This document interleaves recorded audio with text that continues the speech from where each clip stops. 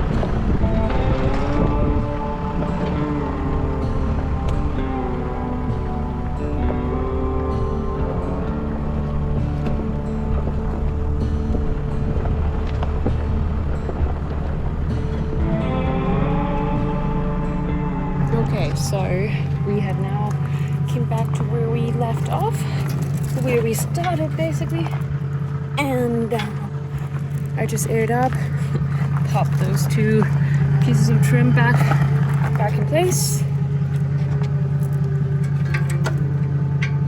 With that extra 10 liter of diesel.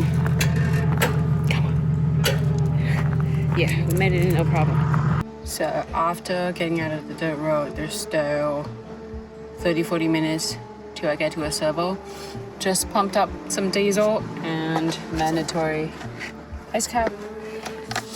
I have never tried the pizza at Tim Hortons.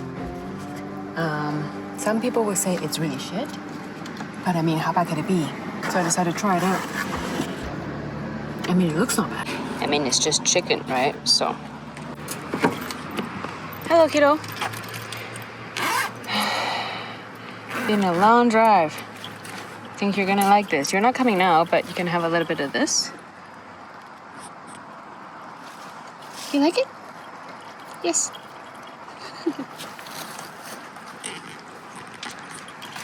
Okay, we're gonna keep driving, okay?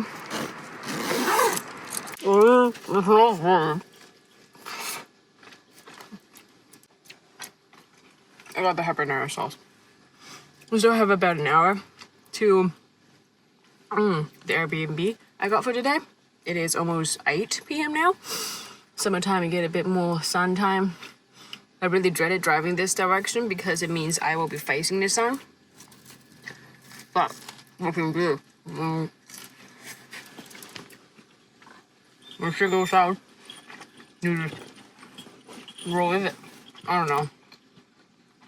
Alright, let's hit the road. Golden hour. This is like the best timing of the day, where the sun is flat enough to the horizon to give you some shadow. And this is why Yukon, it's so pretty, because it's so up north, the sun is always at a certain axis. It's sort of almost doesn't really have that like 12 o'clock or like 1 p.m, 2 p.m. sort of harsh lights right above your head, and everything just like doesn't show up well. Oh boy, and now I am facing straight into the sun. When the sun is at a low enough angle, it casts you a really nice like golden glow. That's rad. Is that an RV park right by the ocean opening? Jordan River Campground. Yeah, it is. Whoo! That was cool. That's really cool. I gotta stop by that sometime. Try to find the Airbnb. I'm at a turn off. Oh, this is cute. Just married. Wow, somebody's doing a, I guess, honeymoon here. At last, we arrived at a camper for the night. Nestled in a beautiful secluded coastal rainforest, this vintage camper had been skillfully renovated to match the 70s feel to take us back in the simple time. The time without electronic gate. For real though, how cute was this chicken door latch?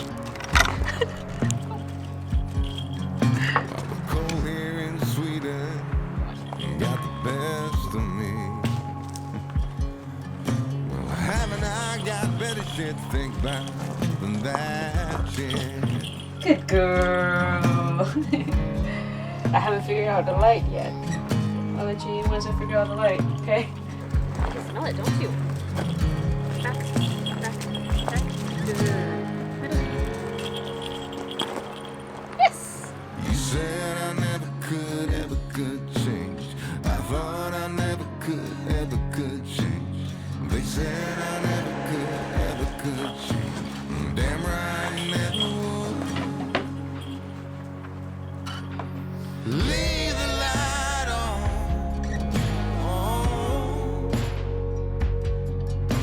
Leave the light on.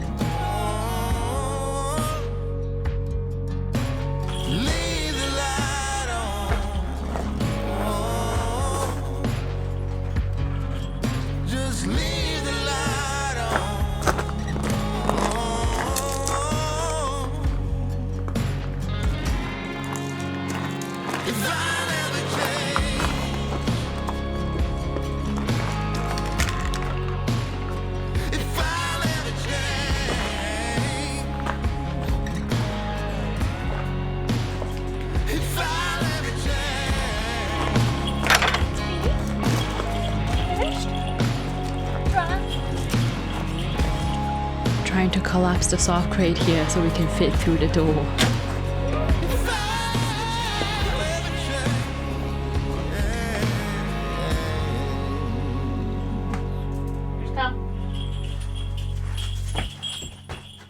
Sit. Okay. Good girl. I should eat my stuff before they get cold again. Cruise crate. Good girl. Yes. Due to the fire ban, we couldn't use the outdoor fire pit, but the host assured me the indoor wood stove is still free to use.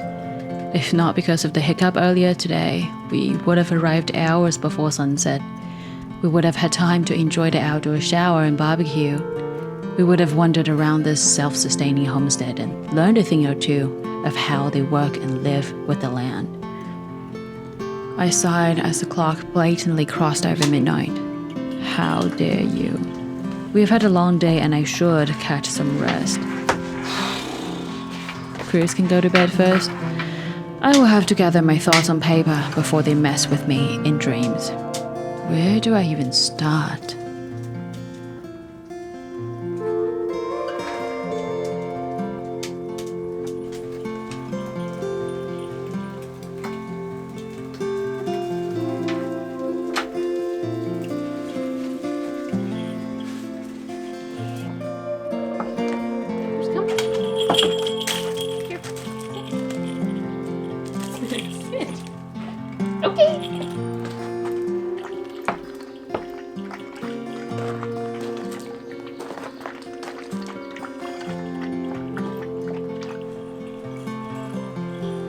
I absolutely love this Airbnb. Wish I had planned more days here to slowly enjoy everything they had to offer.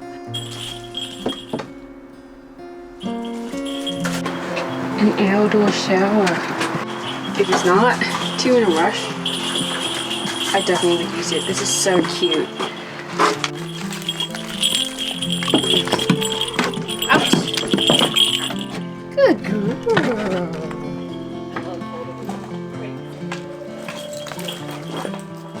If I had to point out one thing is that I wish there's an option to park the car inside the fence right by the camper. It's not just for making my luggage trip shorter. When your car is outfitted to live in, when your car is your travel companion, you want him close. You want him right by you. Plus, I reckon he'll look rad. Last look. Alright, it's time to go. Let's go quick. Good job.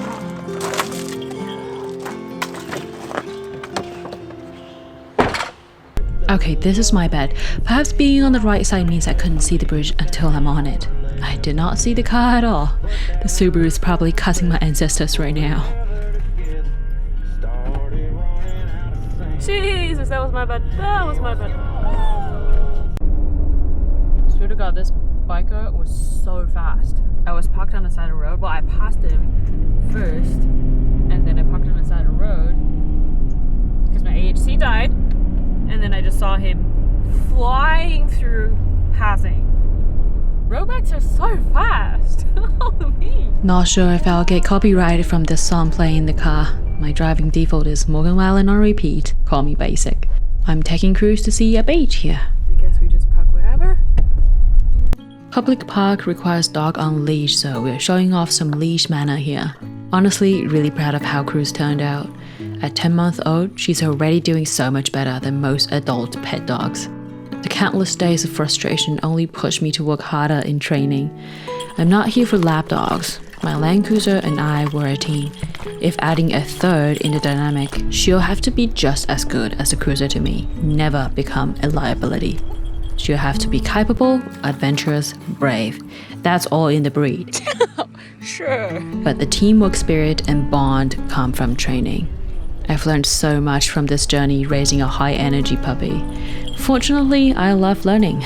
Fortunately, Cruz turned out alright. I suppose that's like most of my trips. It's going to be frustrating at times. Those negative moments force you to learn and improve. And in the end, everything will be alright.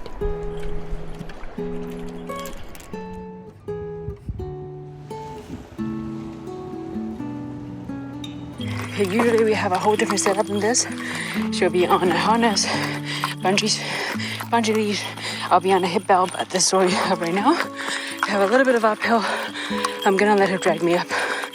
Okay, cruise, hike. Good girl. It's a fat collar, so she'll be right.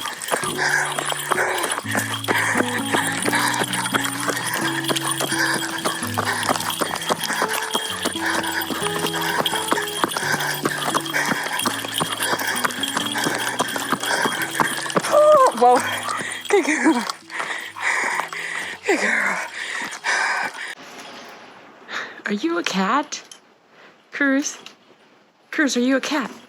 Cruz. Cruz. Be a dog. You are a dog, you're not a cat.